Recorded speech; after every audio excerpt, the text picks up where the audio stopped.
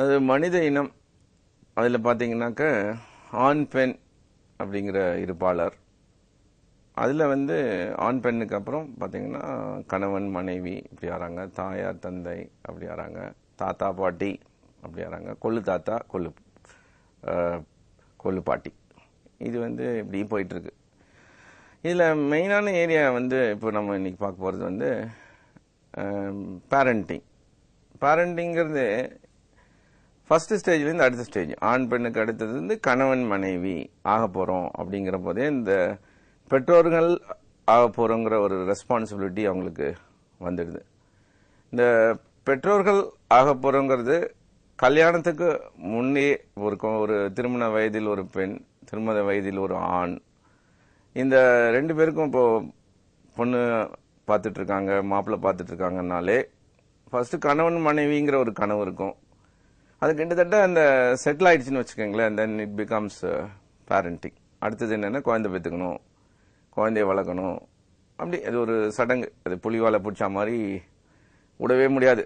என்ன இப்போ ஸோ இந்த கேட்டகரியில் எக்ஸ்பெக்டன்ட் கப்புள் ஃபர்ஸ்ட் கல்யாணம் எதிர்பார்க்கிறவங்களுக்கு, நிச்சயமானவங்களுக்கு தங்களுக்கு பிறக்கக்கூடிய குழந்தையை எப்படி வளர்ப்பது, தங்களுக்கு பிறக்கக்கூடிய குழந்தை எப்படி புத்திசாலி குழந்தையா இருப்பணும் அப்படிங்கிறதுக்கு அவங்க கொஞ்சம் ஒரு அவேர்னஸ் இருந்துச்சுன்னாக்க கண்டிப்பா அவங்க சில வழிமுறைகளை அமெரிக்கன் மெத்தடாலஜியில் இருக்கு, இந்தியன் ஏன்ஷியன் சிஸ்டத்துலயும் சொல்லியிருக்காங்க. அந்த மெத்தடாலஜி எல்லாம் அவங்க அடாப்ட் பண்ணி ஒரு மாப்பிள்ளை தேடுறது, பொண்ணு தேடுறதை பார்த்தாங்கன்னாக்க அந்த பிறக்க போற குழந்தைகள் சிறப்பாக இருக்கிறதுக்கு வாய்ப்பு இருக்கு. சிறப்பா இல்லாம இருக்கிறதுக்கு என்ன காரணங்கள்னு ஃபர்ஸ்ட் சொல்லிடுறேன். அதை அவாய்ட் பண்ணிடலாம்ல.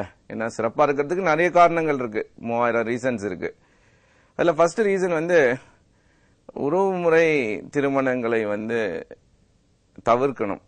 அதாவது ஃபர்ஸ்ட் ஜெனரேஷன் ரிலேட்டிவ் மேரேஜ் தவிர்த்தாலே பிறக்கிற குழந்தை டெஃபினட்டா ஒரு நல்ல குழந்தை, அதாவது ஊனம் இல்லாத, ஒரு அறிவாற்றல் குறைவில்லாத குழந்தையாக பிறக்கிறதுக்கு வாய்ப்புகள் இருக்கு.